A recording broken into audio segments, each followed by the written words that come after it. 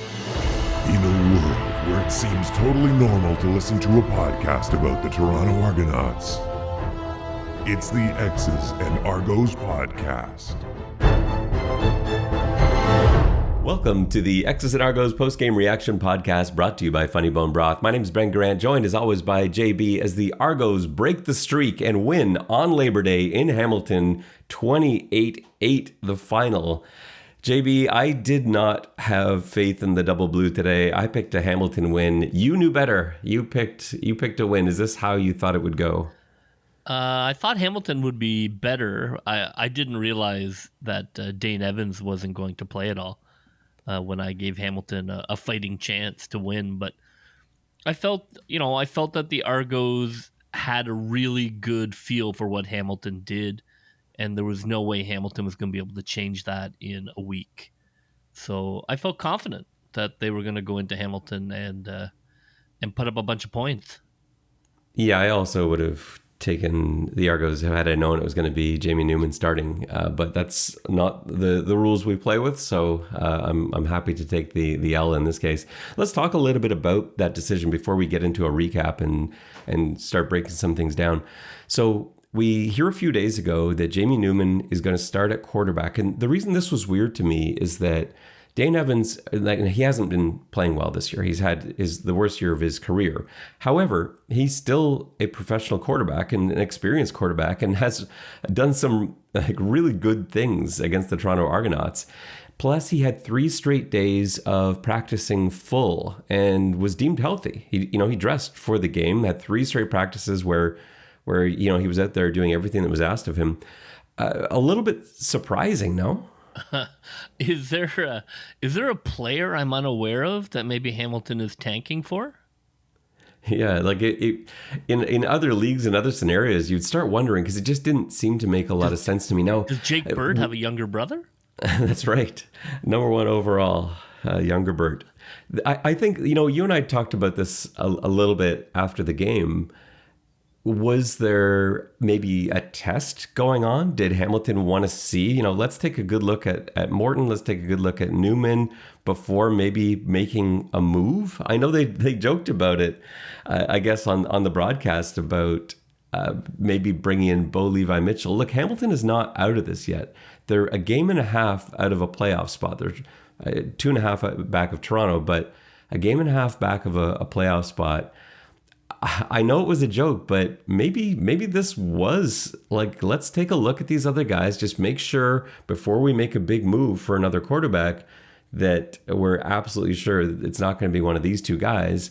If that happens over the next couple of days, then we'll know that was what was going on here. But I don't believe that's what was happening. I think they felt like they needed something different. I think they felt like Evans wasn't, based on how he'd been playing this year, he wasn't going to go out there today and beat the Argonauts. I think that's what they felt inside the Hamilton organization. And they thought, well, let's see if we can catch lightning in a bottle here with one of these guys that Toronto really hasn't got much film on. Maybe they'll come out and play extremely well. And it didn't work out for them. No, I mean, they have Evans. He is the the quarterback of the future, I guess, in terms of his contract. Were they worried about putting him out there and having the crowd kind of get enraged at him because he's not 100%? It seems really weird to me that he's dressed and he didn't play. I understand not being dressed, but if you're well enough to dress, I just can't believe they didn't bring him in the third quarter while the game was still in reach. And, they just seemingly punted the whole game. They brought in the other guy and he's worse. Yeah, Hamilton didn't score. The Hamilton's offense didn't score a single point today. And I think this is actually a good illustration. And don't get me wrong here. I'm not making a direct comparison between Chad Kelly and Jamie Newman. But I want to look at this for Argos fans who have been asking, and again, I'm not going to spend a ton of time on this because we've debated Bethel Thompson, Chad Kelly. We've talked about this topic a lot. But this is what a rookie quarterback typically looks like. Jamie Newman isn't nobody. Just remember that Jamie Newman was supposed to be an NFL first-round draft pick. He played at Wake Forest, In his last season at Wake Forest, he was incredible. I had a chance to actually see him in person. He was an exciting touchdown making machine. He was passing all over the field. He was running all over the field. He was an outstanding college quarterback, so much so that he transferred to Georgia, and Georgia had planned on him being the guy in what was their national championship season of 2020. COVID struck. Jamie Newman decided not to play and not hurt his chances because he had been projected as a first round pick. People were saying he was the third best quarterback in that draft class behind Justin Lawrence Trevor Lawrence and Justin Fields. And but he ended up sitting out the year.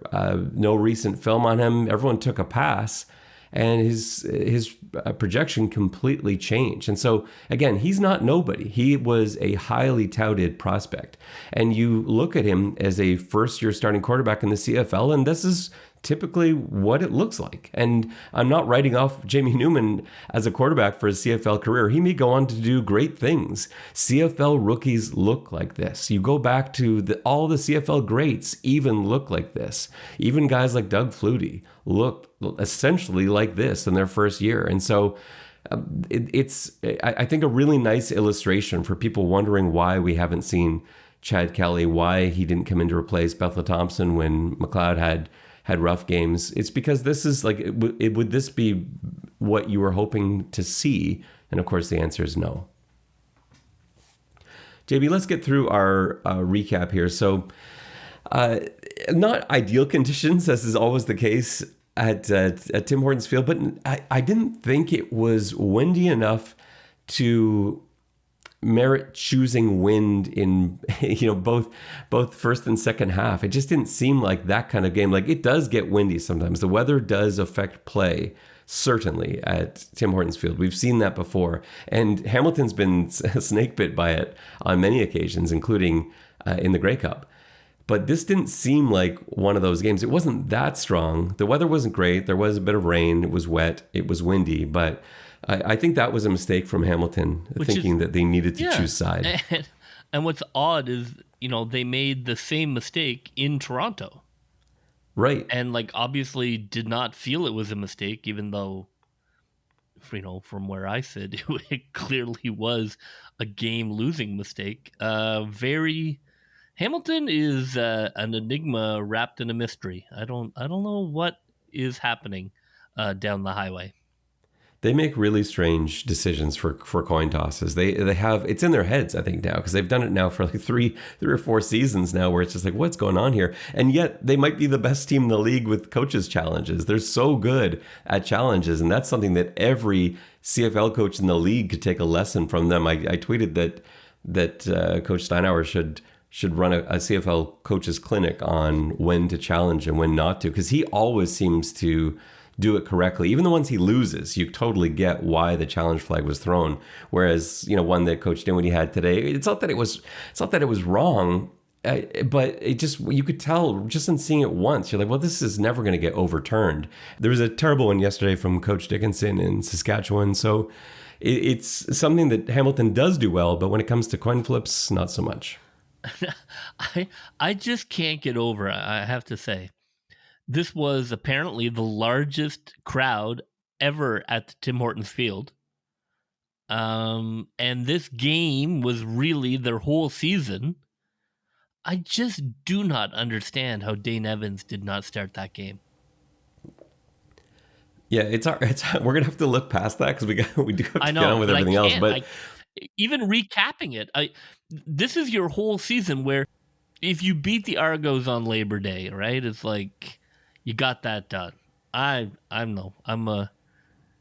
still taken aback. Anyways, carry on. All right, let's get into the game itself. A little slow start for both offenses, but then on the Argos' second possession, they connected on a couple of huge plays. First of all, there was a play I loved. It was quads to the left side. This was the big Banks catch for 53 yards. They had Banks as the number 3 receiver on the quad side, which they really haven't done a lot this year. For the beginning part of the year, it was Banks isolated one-on-one, which they did a little later, but I don't actually typically like that. I want Daniels isolated, and I want Banks in the mix, like in that 3 or 4 spot, where he can really do some damage, where he's matched up against a guy that doesn't typically have the same quickness he does. And they were lucky to catch Hamilton in sort of a rolling, it wasn't rolling coverage, but they had shifted everybody over, and that left Cameron Kelly playing the safety spot, and he completely bit on the high-low. He came in after Ambles, who crossed his face, and Banks just went sailing by, and there was nobody with him for a 53-yard pass. Now, that was actually a really bad ball from Bethel Thompson. Like, not so bad that it wasn't going to be completed. Obviously, it was a completed pass, but that's got to be a touchdown. Banks was wide open. Bethel Thompson saw it right away. He just got too much loft on it. And I think that probably comes from a little bit of paranoia, him having overthrown some wide open receivers earlier this year. He knew he just could not afford to miss a wide open receiver again. And so just got a little bit too much air on that. And Banks hauls that in for 53. Doesn't end up mattering because I think was that the very next play or play after that, Ambles is wide open on yet another bust. Ambles comes across the middle. There's absolutely nobody with him. He does his trademark somersault into the end zone, and it's 7-0 Argos. I felt very confident at that point. You're 2 plays in. Hamilton's defense never busts. They bust on back-to-back plays, and they're cruising at that point. Yeah, we had hoped they would come out and have a great first quarter, try and calm down the turn down the temperature of the stadium, and that's exactly what it did. It was brilliant. I don't know really what happened to the rest of the quarter's play calling, but on their second possession, I loved the deep pass and I loved the touchdown call, but there was other stuff I did not love as much. It was a weird day of play calling. Like some calls that I loved. So some things that we've been waiting for all year, some things that I absolutely would not have done, and we'll get to those later. But yeah, it was really up and down. And the opening or second drive, it felt like the opening drive was terrific. Now, the Argos defense got a chance to show off early too. I just thought this was the best defensive game plan. I don't know if it's just recency bias, but it felt like the best defensive game plan all year. It helps playing against rookie quarterbacks, but not always. Like how many times has Toronto seen a rookie quarterback come in and get their first ever win, or someone come off the bench and just blow everybody away? And obviously that didn't happen today. What I loved about this defensive game plan from Coach Mace was that it was stuff we've never seen before. We've watched the Argos very closely all season long. Today didn't look like any other game this season. They sent pressure, which they so seldom do.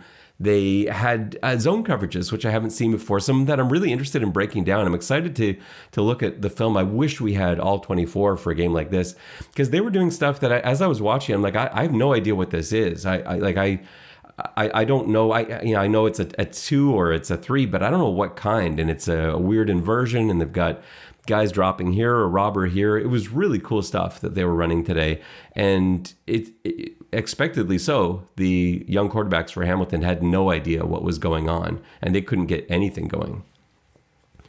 They ended up with a single based, thanks to having the wind and.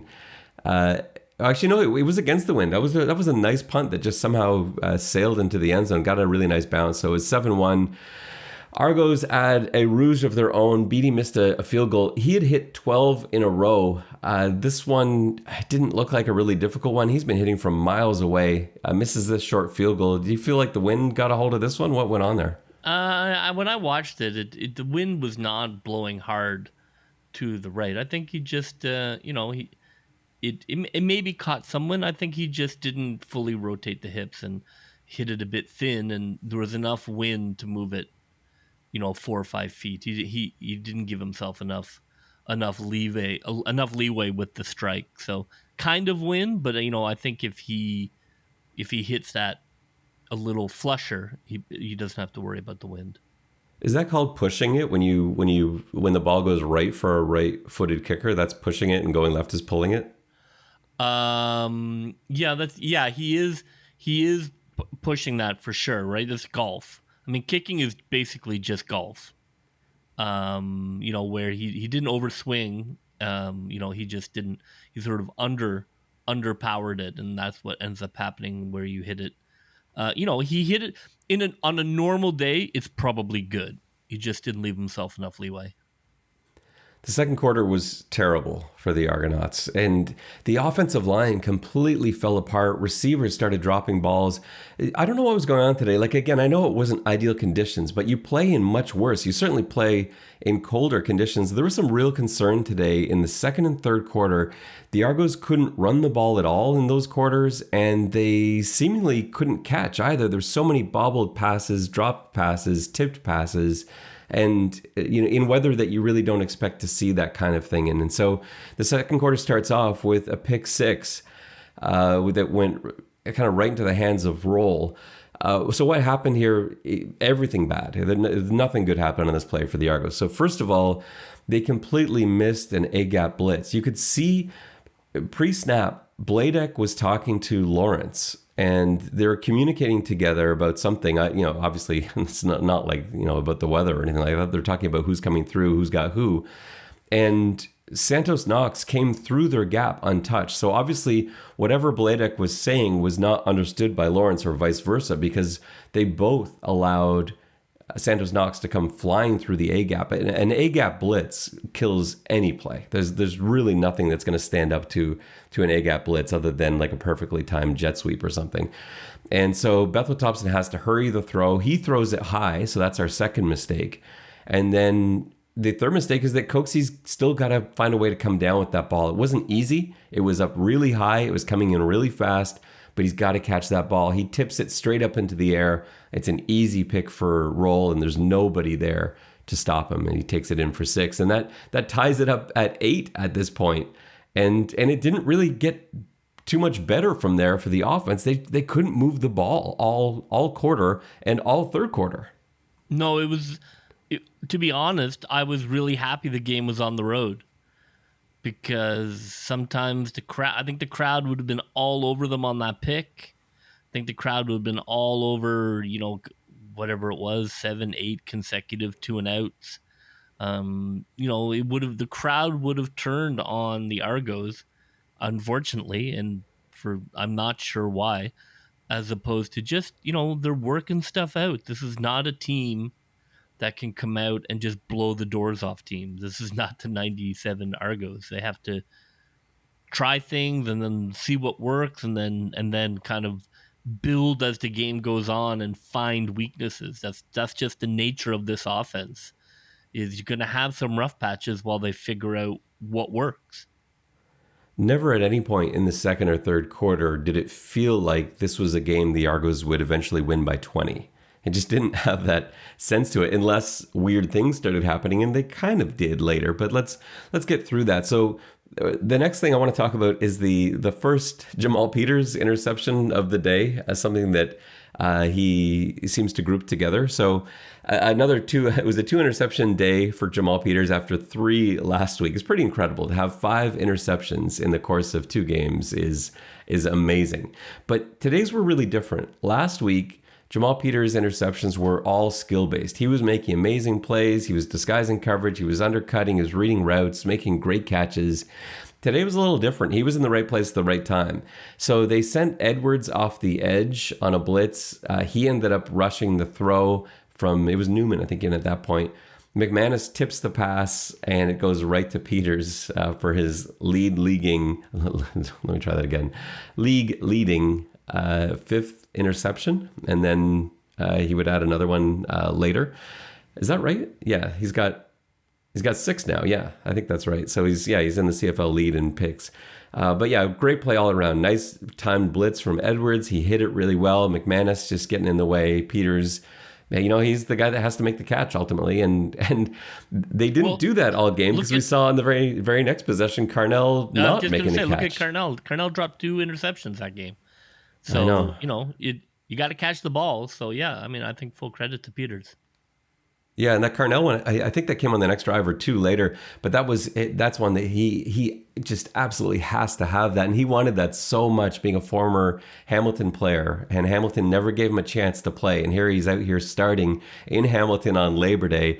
And remember last time he was in the donut box, he made a pick, but it got called back because of a PI call on Amos. And so, yeah, this was sort of his revenge pick. and he just couldn't bring it in, and then drops another one later on in the game. So he didn't play a bad game, but you got to catch those picks. You have to catch those. You got to capitalize on what was a close game, like an 8-8 game at that time. Any one of those plays felt like, man, if they could just have come away with this, it would have been different. But it ended up not mattering in the end, I guess. And then it was Toronto's turn to throw an interception, and I still don't know what happened exactly on this play. And I can only there's two possibilities basically. So Toronto's somewhere around the 30-yard line on this. I think they were like the 27 or 26 or something like that. And Gittins is on the outside right, and that's where McLeod is looking, to the right-hand side. Gittins pulls up at about 10 yards. Bethel Thompson heaves it into the corner of the end zone, and there's no Argo receiver there. It's picked off. There's two things that could have happened here. One is that this was a read route where he and Gittins were on different pages, where if the defender backs away, then Gittins should hook, and Bethel Thompson should throw it short. And if the defender's playing in tight, and Gittins is able to get even with him, then you go deep. And that's one explanation. The only reason I don't quite buy this is that, having watched the replay now, Bethel Thompson isn't looking in that direction. Like he's looking to the right side of the field, but he's not looking at Gittins. Now, sometimes quarterbacks will still throw anticipating where the guy is going to be just based on seeing the coverage in his periphery. But it was unusual for him. I actually think he was looking, they had a corner route coming across from the number 3. And I think that's maybe where he was going. And I think the ball actually slipped out of his hands, because you look at the trajectory of the ball, it takes off into the sky. It's not like a normal looking pass. It really sails on him. Now, maybe that's because it was going into the wind, and I don't like throwing corner routes into the wind. But just that whole play, something was off on it, and it just ended up looking like a terrible interception. Yeah, I agree. It feels as more like that, because when you watch the TV replay, if that's a read route, clearly, KGJ is right. The secondary is, 7 yards off him, so it's clearly a hook. It's clearly not a go. And no quarterback would look at that and think it was a go. I just can't believe that, that's what he thought. So I agree with you. I think maybe he just meant to throw something more in the middle of the field and kind of slipped out of his hands, because I can't imagine, him being that wrong, where, I think, a high school quarterback could read, okay, that guy's 7 yards away from my receiver. My receiver's going to hook this. Having coached for a long time, I can tell you a lot of receivers would have thought that was a go, because they always think it's a go. I thought that. Yeah, exactly. Heading into the end zone, right? Most guys like, no, I had him. It was a great read by KGJ. 100%. The guy's playing super soft. Hook it up. Yeah, so I don't know what was going on in that. I'm hoping I get a chance to talk to Bethel Thompson this week about that, and we can find out what went on in that play, because it just didn't look like that's not the kind of read he makes a mistake on, and I just don't know where that ball was going otherwise. So yeah, I want to get to the bottom of that mystery. Argos had a chance to pull ahead late in the first half. Ticats end up winning a challenge call. A flag was thrown. Curly Gittins Jr. seemingly interfered with. I actually thought the challenge was correct, and I wouldn't have thrown the flag in the first place. I would have overturned it. No, it was a bailout call. He was never going to catch that ball. It was nice to get, but I was like, it's weird to get that kind of bailout call on the road, but it now in the age of video overturning, it didn't last. Yeah, it was. I see what the official saw, because I can't remember who it was in coverage, but they did have their arms kind of around Gittins Jr., but they weren't actually touching him. They were just sort of like, it was a weird, like almost like phantom embrace, but he didn't actually interfere with Gittins. So it was the correct decision in the end. You can't get too precious with downfield, or we're going to start playing flag football. Like you can't grab and hold, but I think the CFL understands there's going to be contact down the field. So 8-8 at halftime. Did you think that Dane Evans was maybe coming out third quarter? For sure. 100%. And even when they talked about, okay, there's been a quarterback change, I'm like, oh my God, here we go. Dane Evans is going to come out wearing his white shoes, and he's going to go 8 for 8 and put up a touchdown, and there's going to be people in tiger suits running up and down the stairs, and oh God, I saw it all flash before my eyes. But then they were like, no, Dane's just going to keep recording things on the clipboard. All right, that's a choice. Yeah, I expected that too. Jalen Morton wasn't the answer today. You look at the... He's not the answer. He's not the answer any day. No, and I get the whole Jamie Newman experiment. I really do get that. I wouldn't have done it myself, but I understand it. But I just don't understand not leaving Jamie Newman in. Like, give him a chance to adjust to it. He was, like, for a rookie, he was actually okay. This is just what a CFL rookie looks like. He ends up 14 of 25, 56%. For 171, no touchdowns, 1 interception. That's not a terrible stat. It's a bad stat line, but that's for a rookie, for a first start, that kind of thing. That's not bad. But yeah, Jalen Morton, 2 of 6, 13 yards and a pick. That is not the relief that they thought they were getting. But Toronto's offense couldn't do a thing, and there was such terrible pass protection. Receivers weren't getting open. Bethel Thompson was making weird throws. They couldn't run at all in the third quarter. There was just nothing doing. And then near the end of the quarter, Toronto started getting hot, but it just felt like the world was aligned against them somehow. There were 2 highly questionable calls to end the third and 1 to start the fourth. So let's go through them one by one here. So first of all, Bethel Thompson gets a drive together, completes 6 straight passes as we near the end of the third quarter. He throws one to Daniels. Daniels gets up and runs into the end zone, but they blow him down. Now, there were arms and legs very close to him, but having watched the replay now, I can see very clearly no Hamilton Tiger Cat touched DeVaris Daniels either before or after the catch. And that's a blown call. That's got to be a touchdown to DeVaris Daniels, which really would have helped our fantasy team, JB. Yeah, I mean, and this is connected to the next blown call. I'm not sure if the league is telling them or not, but certainly in the NFL, the referees are directed to not blow plays dead. Let them play out. We have replay, and nobody's going to get hurt, and then we'll go back and take a look at it. But once you blow it dead, you've ruined it. So you better be right. So I think the referees definitely have to get rid of that quick whistle, because I don't understand why have one. You're eliminating a perfectly reasonable situation with, like, look, that's too close to call. I'm not going to blow this dead. Let's see it on replay.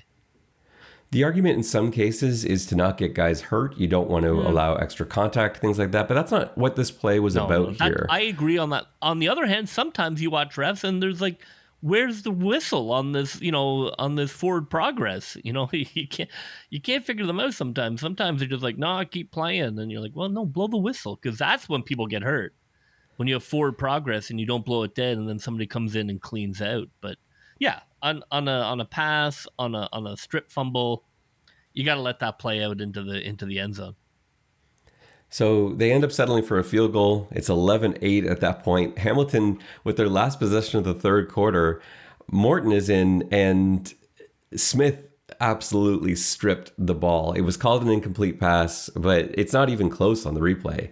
Clearly, Smith knocks it out of Morton's hands. Morton's got an empty hand as it starts coming forwards. The referees blow it dead, and that is a defensive touchdown. The Argos defense, they didn't recover it immediately because they sort of responded to the whistle, and then they recovered it. And this is a mistake from the Argos standpoint a little bit, because how this works is, if there is an immediate recovery, so if that ball falls to the ground and Toronto's immediately on it, there's one else close to it, you can challenge that and review that and give the ball to Toronto in that case. However, if there's even a slight pause, slight delay, players stop moving, and then there's a recovery, then there's no sense challenging that. If Coach Dinwiddie had challenged that what would have happened is they would have said, yes, it was a fumble and the ball's dead where it landed. And so you've used your challenge for like a 4-yard loss, which doesn't make any sense. So that's one of those things where you just, as a defensive player, you've got to jump on that ball or scoop that ball up immediately. And then you've got a chance at your coach coming to your rescue there. They wouldn't have allowed that to run in for a touchdown, but it could have been a Toronto recovery. But the correct thing to have happened there would have been a Toronto defensive touchdown. There was no Tiger Cat near them. There should have been no whistle at all. Toronto could have scooped and scored and run it in easily for a defensive score. So yeah, they got robbed on the offense. They got robbed on the defense. And that led us to the fourth quarter where the offense came alive once again. The defense continued to be outstanding.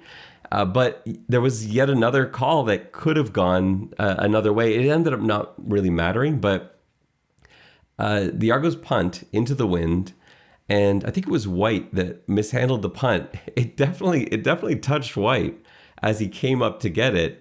But the referees weren't ruling that. You could see just based on their hand communication, they weren't ruling that ball had been touched. It ended up going out of bounds anyway, so it didn't matter. But that's another one that had it bounced the other way, Toronto would have ended up picking that up, because I can't remember who the gunner was that was charging down to get it, but he was after the ball. He clearly saw that the ball was touched, and they were going to end up getting a flag on that too. Now that one could have been challenged and overturned, but it's all for naught. It went out of bounds. And then suddenly Toronto is on fire. Hamilton goes for it on a 3rd and 1 from their own 27. They get stuffed. And then, boom, Toronto hits them with, JB, you called it. It was your one thing, I think, this week. The double reverse pass. No, you should listen to the podcast more. That was last week. That was my one Oh, thing. All right. Sometimes I listen to what you say. Mm-hmm. So, yeah, last week's one thing came through this week. Double reverse pass, good call or bad call on the 5-yard line? Amazing call. Love it. Love it. I mean, I know. I mean, probably not. But look, if that's where they're going to do it, so be it. But for the love of God, can we get some more misdirection into this offense? So I'm just happy that it worked and they scored a touchdown. I know that's not really an optimal spot for it, but I will take it, and please see this success as a reason to have more motion and misdirection as a staple of the offense. I hate this play call in this situation, in this position. I love that Coach Dinwiddie was being aggressive. Like he's a very conservative play caller. I really like that he wasn't conservative here. The game's on the line. He went for it. It worked kind of.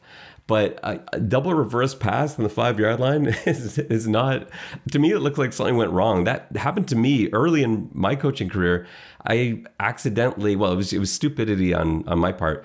I had some play signs that were very similar to each other, and my quarterback misinterpreted my signal from the sideline, and from my own 3-yard line ran a double reverse pass. It ended up going for a touchdown, and I was hailed as a genius, but it was a mistake. It was a terrible, terrible thing to do in that situation. The only reason it worked is because it was so stupid that no one was looking for it. Right.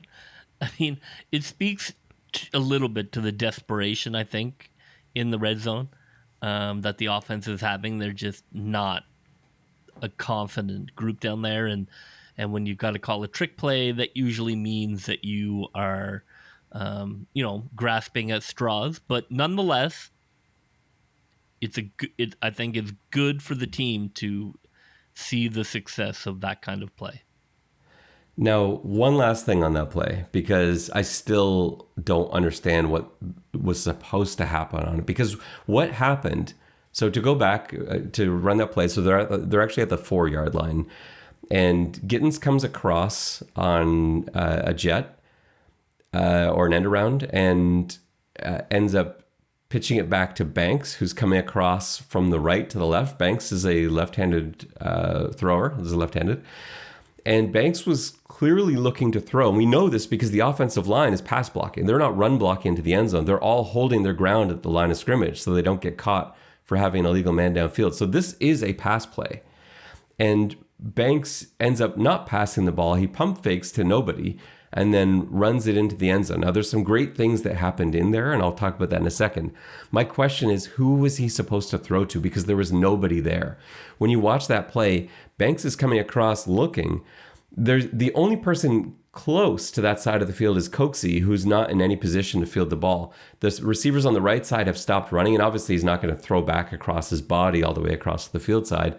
The only thing I can think of is that this was supposed to be like a Philly special where it goes back to Bethel Thompson. Like that's the only possibility on this play. As he comes around, Bethel Thompson is the only eligible receiver on that side, but he doesn't seem to know it, because when you watch the Philly special, or whatever you want to call it. I know you don't want to call it that, being a Patriots fan, but whatever you want to call that play's been run a ton of times, John Elway, and, going way back. A lot of quarterbacks have caught balls on that same kind of thing. I believe it was in the movie Necessary Roughness even.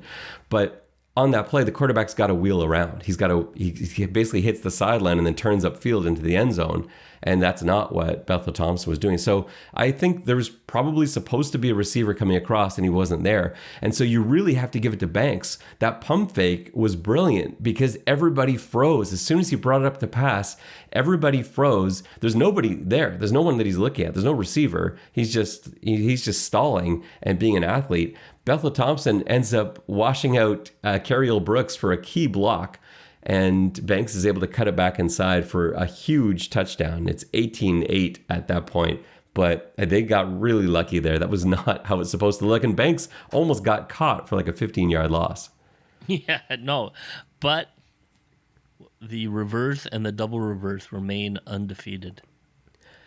Yeah, and it's on film now, and it's an extra thing that people have to think about and plan for, so it worked out well, but something went wrong, and something could have gone worse. So again, it's not all laurels. There are some darts in here. Not for me. So 18-8, and the Argos offense keeps going. Now they isolate Banks on the right side. They run a beautiful slant and go. It was perfectly run from Banks. It was a really nice pump fake as well from Bethel Thompson, and they just completely turned the corner around. I'm trying to remember who was out there defending for Hamilton. I think it was Randall Jr. that was isolated on Banks, and yeah, Banks had a really nice hard step to the inside, perfectly timed with Bethel Thompson's pump fake, and then he took it back to the outside and was able to bring in a touchdown, and then went over to the TSN panel, and I don't know if he was taunting them or just sort of saying "I told you so" or whatever, but he did have a couple of words for them after his 2-touchdown day. Yeah. I mean, I just fired up. I certainly didn't hear them say too much. They've been, I think, rightly tough on Toronto and tough on Banks from time to time. But I took that more to be like him talking to his critics. Yeah, I say that too, and we're among them as well. Like, we don't feel like Banks has played as well as he can play. Now, the difference is we don't really blame him because we haven't really felt like he should be in the position that he's been in this year, where he's been looked at as like a spark for the Argos offense. Yeah, he should not be wide receiver one. I love him, and I thought today was great. But, but look, I don't know. Maybe he can be wide receiver one. He did look like it today. Like, he was magic today. It was just one of those things that we've been on the wrong end of so many of those days. So it was nice to have one of those work in favor of the Argos for once. So it's 25-8 at that point. A field goal is added late to make it a 28-8 final, where the defense has a sort of pseudo shutout. And it looks like a huge victory on paper, but yeah, it wasn't in the bag until late. What do you think about not bringing out Chad Kelly for that last drive? Up 25-8 at that point, like 2.5 minutes to go. I definitely bring in Chad Kelly there just to get some work, just to get a little bit of experience, hand off the ball a little bit, maybe throw a pass. Didn't happen. That's kind of a philosophy. I mean, again, you brought up my New England fandom. Tom Brady never came out, not at 42-0, not at 58-0. So, that's just a belief. Players play, and that's, that seems to be how the Argos are going about it is, the game is still on. He's still the starting quarterback, and we're going to go forward with that. So I don't begrudge it. Was it Peyton Manning or Tom Brady who famously sent the backup quarterback back to the bench when they were Manning, sent out? the backup couldn't find his helmet for a second, and Manning ran on. Even though he wasn't supposed Yeah, but it to was go too on. late. Yeah. The backup didn't have his helmet ready, and then that was that. I wonder if there was a worry that that's what MBT was going to do. But yeah, I don't know. I would have sent in Kelly there. I just think at that point, garbage time. Yeah, Well, the game's in hand now. Get him yeah. a few reps. Nah, I don't think so. Because what kind of rep? Handing the ball off? Just I don't mind. That's fine. And one pass, like hand the ball off on first down. If it's second and long, throw a pass. They brought him in from some garbage time before and nearly got broken in half. I know that's true. You do look back to that. That was the BC game. They brought him in. He Oh my got sacked God. like you wouldn't believe. Oh, they were like, no, and we're not then going to do threw that. an interception. Yeah. Yeah. No. That's true. That wasn't great. Yeah. Don't send your child out to the highway. Yeah. So that does it for the recap. Let's do some accolades here. So offensive player, defensive player of the game. Let's start with offensive player of the game. Who are you going with? Well, I mean, it certainly was Banks Day, but for me, if you had been paying attention to our previous podcast, the one thing I was looking for was Ouellette having 100 yards from the line of scrimmage, which he accomplished. I felt they would win the game if he did. I thought that he is a player who's really going to be useful for the Argos. He's tough as nails. He absolutely hammers guys when they try and tackle him. He's got good hands out of the backfield.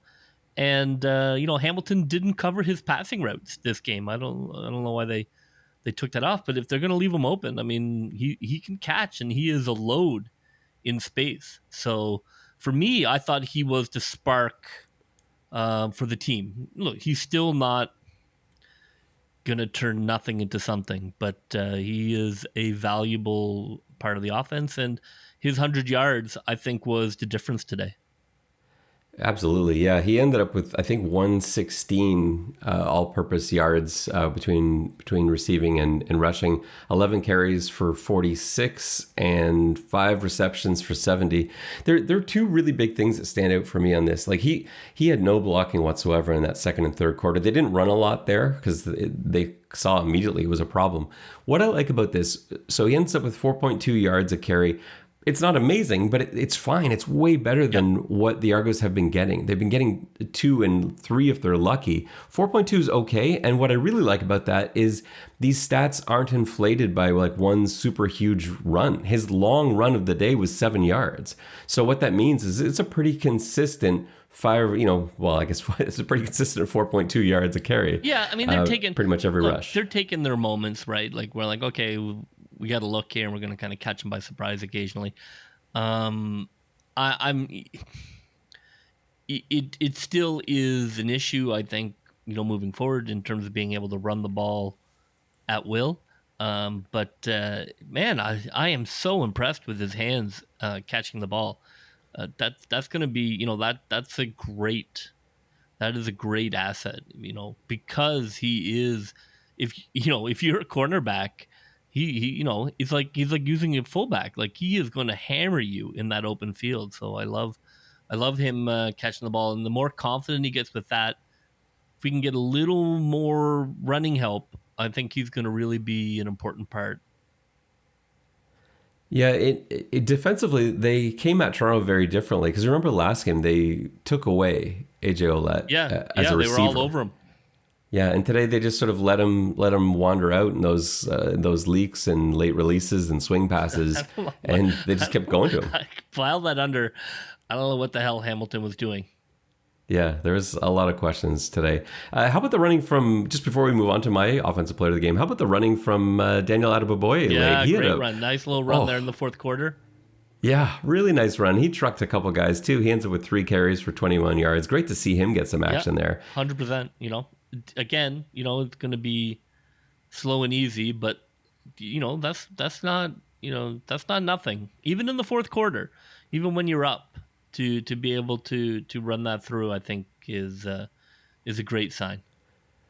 My offensive player of the day is Brandon Banks. I just think that based on what he did today and the pressure that's been on him and the position that that he's been put in again and again. It's an amazing game. A 2-touchdown day, a really heads-up play on his touchdown run. It's only goes down as a 4-yard run, but he ran like 130 yards to get that 4 yards, and it was a really smart decision. How many times do you see receivers on those plays where they have an option to pass? How many times do you see them not pass and make the correct decision to tuck that ball and run it in? And that's exactly what he did. It was a really heads up play. He gets the touchdown and a beautiful route on the play on the sideline where he's got that slant and go. It was just really nicely run. His stats don't fly off the page. 2 receptions on 5 targets doesn't sound great, but he connected when it mattered most, and 2 touchdowns. You can't really argue with that performance. Yeah, and shout out to the Argos for, if you saw Banks' interview with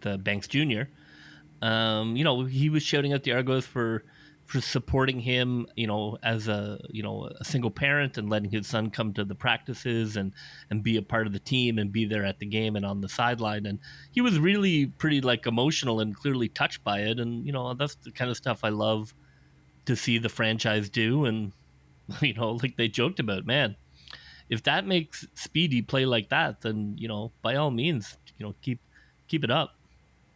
The Argos are fantastic with that. We see that all the time when we go to practices where they've got family members and, their kids, players' kids all over the place. You've got players' wives and family members and parents. We've had a chance to talk to a lot of different family members at practice who are just excited to come out and watch their kids play some football. The defensive side of the ball. JB, who is your defensive player of the game? I mean, look, Peters put up the numbers, but I thought both those were, they were tips, and he played great. But for me, I'm going to go with Mwamba. I think that he is underrated because he doesn't get a lot of sacks, and he's not necessarily the flashiest guy in the world. But man, he just crushes anybody who's running those underneath routes and punishing players when they try and catch the screens, or if they get through. He is the battering ram of the defense. So Enoch Mwamba, for me, I thought he came ready to play. I thought he laid some stick early, which kind of set the tone. And I don't think we give him enough. We're so used to him being so good. I don't know if we necessarily showed him out enough. Yeah, that's a good call. And like we were talking about before, Jamal Peters on the stats sheet is definitely the defensive player of the game. I'm not going to go that direction either, because compared to last week, he was just a very different thing. And again, Jamal Peters played a great game, and he had 2 picks. He was in the right place at the right time. But I'm going to give my player of the game to Wynton McManus, because this was such an unusual, amazing game for him. Usually when we praise Wynton McManus, it's in games where he makes 10 tackles, where he's just all over the place. He's in the backfield, lighting guys up, highlight reel plays, whatever it is. This game was very different because he wasn't sent a lot. Even though the Argos were sending a ton of pressure, he was actually dropping back into coverage more than usual. And he was taking away space beautifully. He got his hands on a couple passes that led to Jamal Peters interceptions and was a nuisance, was a menace. And they were looking for him to be something that he wasn't today, and he sort of tricked them into making some bad plays. So an uncharacteristic game for McManus, but still an amazing game. And I think he was deserving of player of the game because it shows you he can do something different. We know how great McManus is at all the other stuff. And today we got to see him doing something that we really haven't seen all year. And that goes for Coach Mace in general, calling a style of defense that we haven't seen all year. You didn't see those 3-man, all year this year, it's been 3-man rush, 8-man into coverage. Occasionally you might send McManus or something like that. But yeah, it was like the opposite of that today.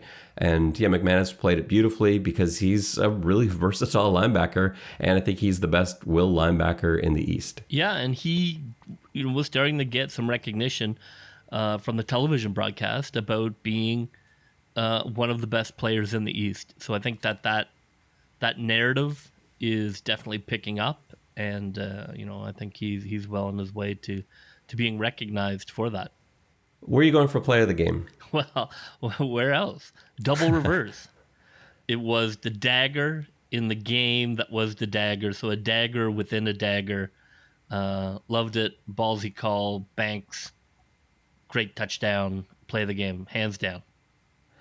My play of the game is going to go to the defense as we complete the role reversal that we've got going on here.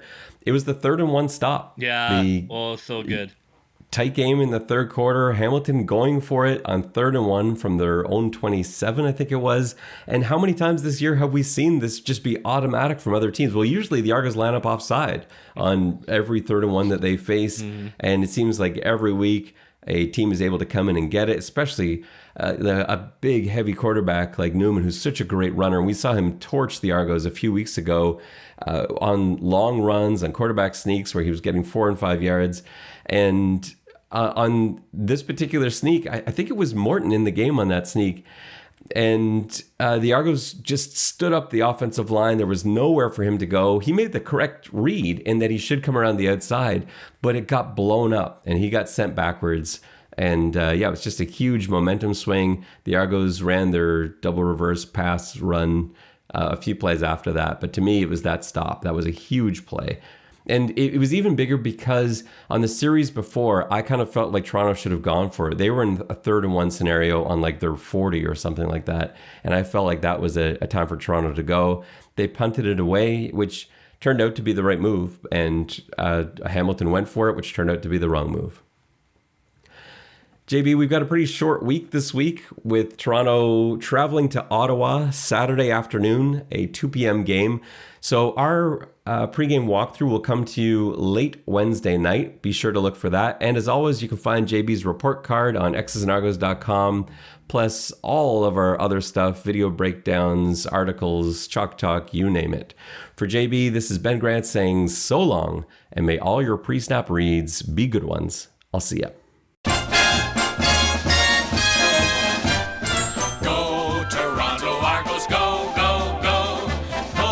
Together, fight the foe.